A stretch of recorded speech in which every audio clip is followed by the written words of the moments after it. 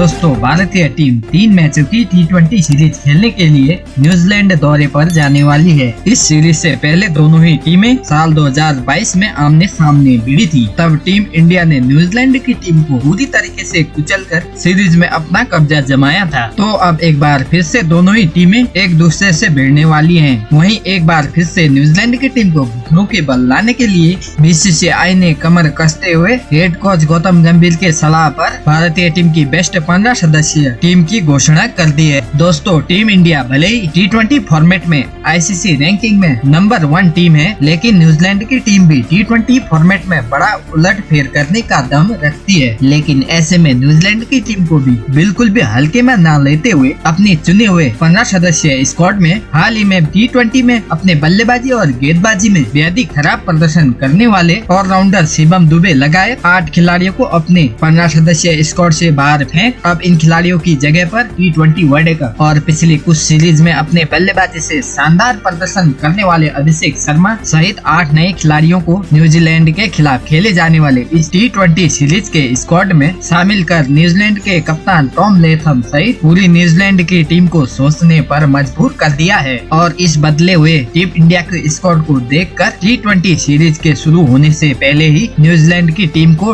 हार का डर सताने लगा है। और वहीं पर कोच गौतम गंभीर ने लगभग 2 सालों से टीम इंडिया से बाहर चल रहे 2 घातक खिलाड़ियों की टीम इंडिया में वापसी कराकर न्यूजीलैंड दौरे पर जाने वाली भारतीय टीम को पहले से भी कई ज्यादा खतरनाक बना दिया है। ऐसे में ये 15 सदस्यीय भारतीय टीम न्यूजीलैंड की टीम को इस 3 मैचों की T20 सीरीज में बुरी तरीके से कुचलकर T20 सीरीज को अपने नाम करने के लिए तैयार है। तो दोस्तों इस वीडियो में हम बताने वाले हैं भारत और न्यूजीलैंड के बीच खेले जाने वाले इस 3 मैचों की T20 सीरीज का क्या रहने वाला है पूरा शेड्यूल। तो वहीं पर भारत और न्यूजीलैंड के बीच पहला T20 मुकाबला कब, कहां और भारतीय समय अनुसार कितने बजे से शुरू होगा। तो वहीं भारत और न्यूजीलैंड के बीच आज तक खेले गए T20 के क्या कहते हैं आंकड़े। तो दोस्तों इन आंकड़ों के लिहाज से दोनों ही टीमों में से कौन सी टीम किस पर नजर आती है भारी। तो वहीं पर इस T20 सीरीज के लिए कौन होगा भारतीय टीम का कप्तान और उप कप्तान। तो वहीं पर BCCI ने न्यूजीलैंड की टीम को घुटनों के बल लाने के लिए कौन कौन से 15 सदस्यीय स्क्वाड का किया है चयन। तो वहीं पर भारत और न्यूजीलैंड के बीच खेले जाने वाले इस T20 सीरीज के लिए टीम इंडिया की क्या हो सकती है सबसे बेस्ट और घातक प्लेइंग 11। इसके अलावा इस T20 सीरीज से जुड़े हुए कई अहम और जरूरी बातें जिसे जानना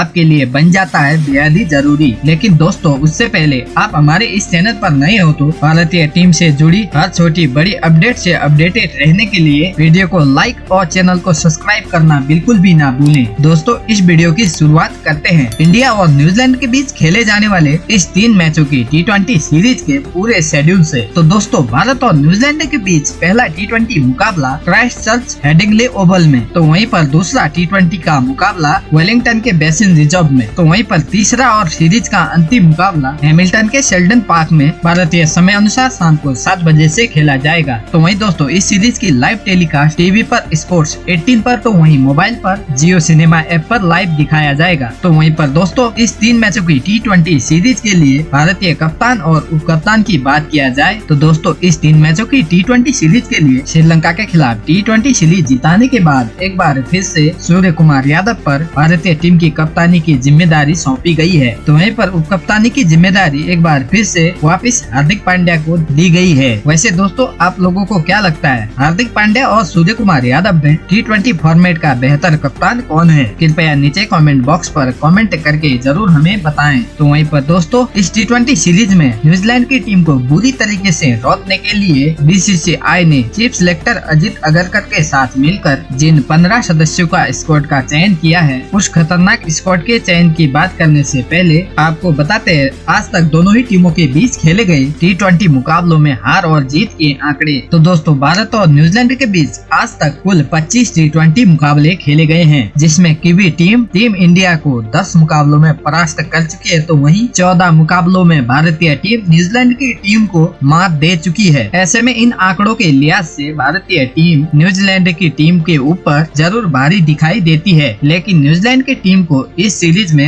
हल्के में आंकना भारतीय टीम को भारी पड़ सकता है। तो ऐसे में न्यूजीलैंड की टीम को बिल्कुल भी हल्के में ना लेते हुए बीसीसीआई ने जिन 15 सदस्यों के स्क्वाड का ऐलान किया है, उस स्क्वाड की बात करें तो सबसे पहले 3 सलामी बल्लेबाजों को बीसीसीआई ने इस स्क्वाड में शामिल किया है। तो दोस्तों, इस स्क्वाड में सबसे पहले सलामी बल्लेबाज के तौर पर ऋतुराज गायकवाड़ को शामिल किया गया है। हाल ही में खेले गए कई T20 मुकाबलों में बतौर ओपनिंग बल्लेबाज ऋतुराज गायकवाड़ का बल्ला खूब चला है, लेकिन बावजूद इसके भी ऋतुराज गायकवाड़ को हर T20 सीरीज में टीम इंडिया की तरफ से मौके नहीं मिलते हैं। तो वहीं ऋतुराज गायकवाड़ के T20 मुकाबलों में आंकड़ों की बात करें तो ऋतुराज गायकवाड़ ने भारतीय टीम के लिए काफी कम T20 के मुकाबले खेलते हुए 140 के स्ट्राइक रेट से 600 से भी ज्यादा रन बनाए हैं, जिसमें इनके बल्ले से एक बड़ा सेंचुरी और 4 हाफ सेंचुरी भी निकले हैं। तो वहीं पर इस स्क्वाड में दूसरे सलामी बल्लेबाज के तौर पर उभरते हुए युवा बल्लेबाज और मायात के युवा खिलाड़ी अभिषेक शर्मा को शामिल किया गया है। अभिषेक शर्मा को भारतीय टीम के लिए हाल ही में जिम्बाब्वे सीरीज में डेब्यू करने का मौका मिला था, जहां पर इन्होंने अपनी आग उगलती बल्लेबाजी से अपने करियर का दूसरा ही T20 मुकाबला खेलते हुए एक तेज तर्रार शतक जड़कर सभी का ध्यान अपनी ओर खींचा था,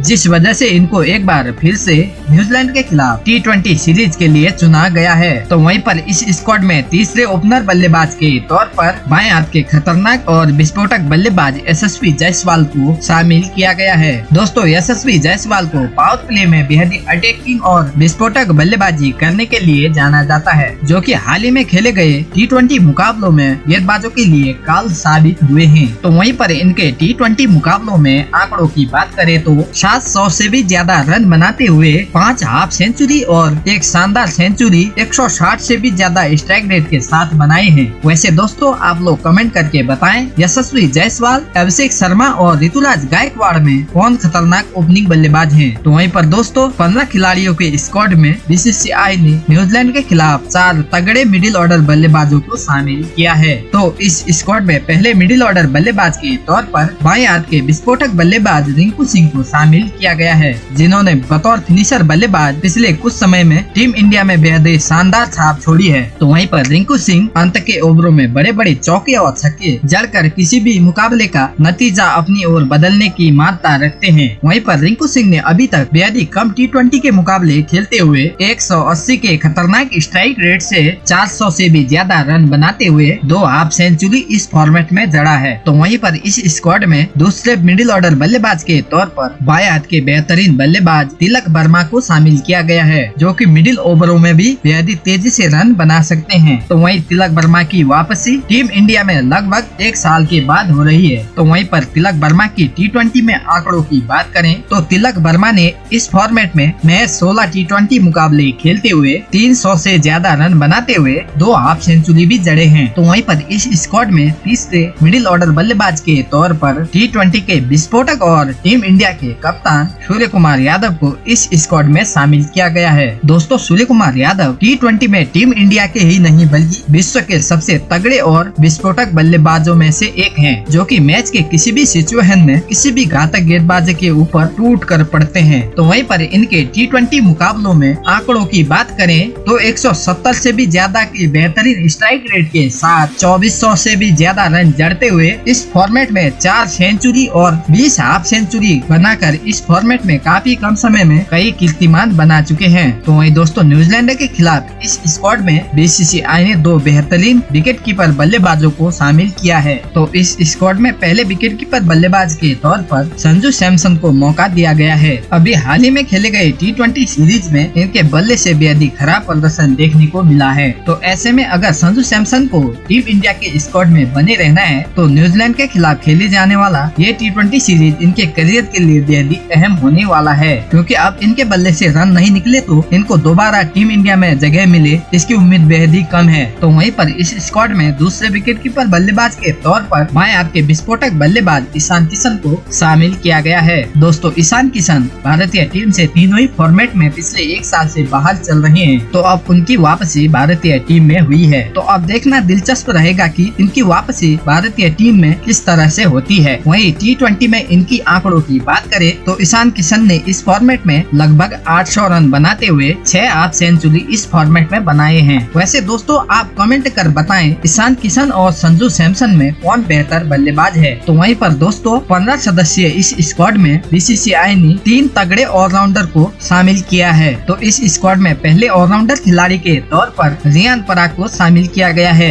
जिन्होंने हाल ही में खेले गए सीरीज में बतौर ऑलराउंडर खिलाड़ी शानदार प्रदर्शन बल्ले और गेंद से किया था। दोस्तों रियान पराग मिडिल ऑर्डर में बल्लेबाजी करते हुए तेजी से रन बना सकते हैं, तो वहीं अपनी फिरकी गेंदबाजी से विकेट भी निकालने के लिए माहिर खिलाड़ी दिखाई देते हैं। तो वहीं पर दूसरे ऑलराउंडर खिलाड़ी के तौर पर इस स्क्वाड में शानदार ऑलराउंडर अक्षर पटेल को शामिल किया गया है। दोस्तों अक्षर पटेल ने हाल ही में खेले गए T20 सीरीज और T20 वर्ल्ड कप 2024 में अपने ऑलराउंड प्रदर्शन से भारतीय टीम के लिए जीत में बेहद ही महत्वपूर्ण भूमिका निभाया है। तो वहीं दोस्तों अक्षर पटेल की आंकड़ों की बात करें तो इस फॉर्मेट में 400 से भी ज्यादा रन बनाए हैं, तो वहीं 60 से भी ज्यादा विकेट चटकाने में कामयाब रहे हैं। तो वहीं दोस्तों इनके बाद भारतीय टीम के स्क्वाड में तीसरे ऑलराउंडर खिलाड़ी के तौर पर भारतीय टीम के उप कप्तान हार्दिक पांड्या को शामिल किया गया है। दोस्तों T20 फॉर्मेट में हार्दिक पांड्या ICC के नंबर 1 ऑलराउंडर खिलाड़ी बन चुके हैं। दोस्तों हार्दिक पांड्या अपनी घातक गेंदबाजी और विस्फोटक बल्लेबाजी करने के लिए जाने जाते हैं। तो वहीं हार्दिक पांड्या के T20 मुकाबलों में आंकड़ों की बात करें तो इस फॉर्मेट में 1500 से भी ज्यादा रन बनाते हुए 4 अर्धशतक भी जड़े हैं। तो वहीं अपनी घातक गेंदबाजी से 86 विकेट भी निकाले हैं। तो वहीं पर 15 सदस्यीय स्क्वाड में BCCI ने 4 शानदार गेंदबाजों को भी मौका दिया है। तो इस स्क्वाड में पहले गेंदबाज के तौर पर तेज गेंदबाज मोहम्मद सामी को मौका दिया गया है। तो दोस्तों मोहम्मद सामी वनडे वर्ल्ड कप के दौरान चोट की वजह से टीम इंडिया से बाहर चल रहे थे, लेकिन अब पूरी तरीके से फिट होकर टीम इंडिया में इनकी धमाकेदार वापसी हुई है। तो वहीं पर मोहम्मद सामी के T20 में आंकड़ों की बात करें तो सामी ने इस फॉर्मेट में 24 विकेट निकाले हैं। तो वहीं इस स्क्वाड में दूसरे तेज गेंदबाज के तौर पर आबिश खान को मौका दिया गया है। दोस्तों आबिश खान ने हाल ही में खेले गए T20 के मुकाबलों में अपनी तेज गेंदबाजी के बेहतरीन छाप छोड़ते हुए काफी कम मुकाबले खेलते हुए 25 से ज्यादा विकेट चटकाए हैं। वहीं आबिश खान ने पावर प्ले में विकेट चटकाने की अपनी गहरी छाप छोड़ी है। तो वहीं इस स्क्वाड में तीसरे तेज गेंदबाज के तौर पर दुनिया के बेहतरीन गेंदबाज जसप्रीत बुमराह को शामिल किया गया है। हाल ही में T20 में वापसी करने वाले जसप्रीत बुमराह ने T20 वर्ल्ड कप 2024 में अपनी गेंदबाजी का लोहा मनवाया है। जसप्रीत बुमराह विश्व क्रिकेट में डेथ ओवरों की सबसे खतरनाक गेंदबाज माने जाते हैं, जिनके सामने रन बनाना बल्लेबाजों को इतना आसान नहीं होता है। तो इनके T20 फॉर्मेट में आंकड़ों की बात करें